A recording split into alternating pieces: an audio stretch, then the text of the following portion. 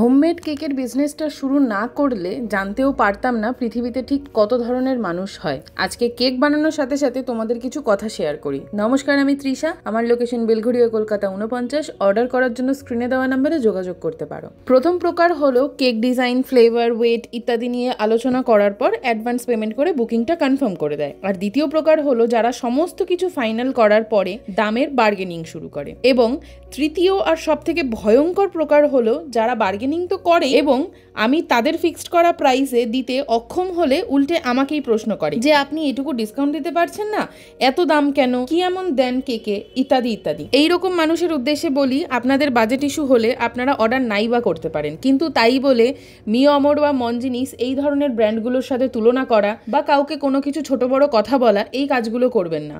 মিও আমর এবং মঞ্জিনিস এদের প্রোডাকশন অনেক বেশি। তার থেকেও বড় কথা, আপনারা যে কাস্টমাইজড জিনিসটা আমাদের কাছে অর্ডার করছেন সেটা একবার মিও আমরে অর্ডার করে গিয়ে দেখবেন। কিন্তু সেখানে গিয়ে মানুষ তখন আর এই প্রশ্নগুলো করে না যেগুলো হোম বেকারদের কাছে সাধারণত করে থাকে। হরিবেল এক্সপিরিয়েন্সের সম্মুখীন ইদানিং একটু বেশিই হচ্ছি। বাকি কথা শেয়ার করব পার্ট 2-তে।